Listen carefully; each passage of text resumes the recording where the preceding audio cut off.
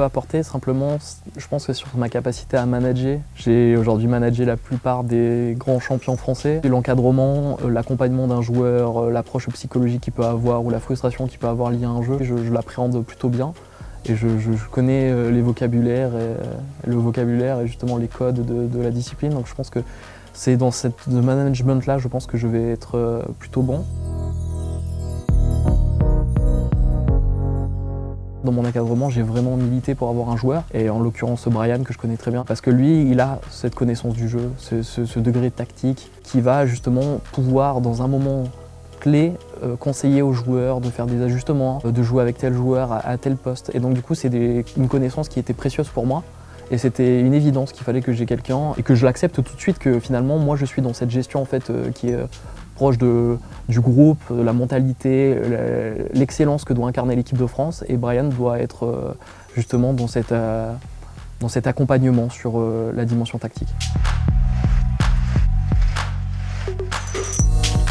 Aujourd'hui, je pense qu'on est extrêmement privilégié de représenter la France, que c'est une opportunité qui est sans précédent, même pour notre niche, qui est l'e-sport, il faut le dire. Ça va aussi la rendre un peu plus grand public, et je pense qu'on en a terriblement besoin. Donc pour moi, c'est une excellente opportunité, et j'attends que mes joueurs soient exemplaires là-dessus, parce qu'on va être énormément regardés, et ce qu'on doit incarner, c'est ça avant tout. C'est cette capacité justement à bien communiquer, à être fair play, à faire des choses qui ont l'air simples et logiques. Et moi, en tout cas, j'attends vraiment que les joueurs prennent la dimension en fait, de l'équipe de France.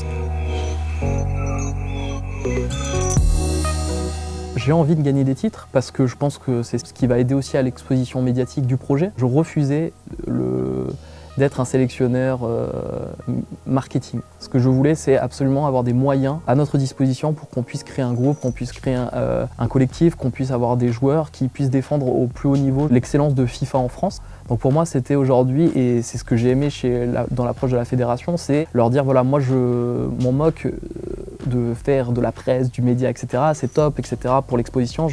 Mais moi, ce que je veux surtout, c'est des moyens pour que mes joueurs puissent s'entraîner correctement, puissent appréhender ces rencontres, et pour qu'on fasse quelque chose. Parce que si c'est pour faire une équipe et pour perdre, moi je suis pas là pour ça. Là-dessus, on s'est très très bien entendu avec la fédération qui était complètement alignée là-dessus. Et aujourd'hui, clairement, on sait quand on va aller représenter ça, je veux qu'on meure sur le terrain. J'ai le limite basique de dire ça, et c'est même pas une réponse ou quoi que ce soit en démagogique ou quoi que ce soit, mais j'ai vraiment envie qu'on mouille le maillot et qu'on montre au moins qu'on ait de l'envie et que ça représente quelque chose pour nous, même si effectivement pendant très longtemps on ne savait pas où se situait l'e-sport. Aujourd'hui, nous on veut aussi l'incarner et se dire regardez les valeurs que le sport traditionnel et l'équipe de France en manière générale a incarnées, on les incarne aussi.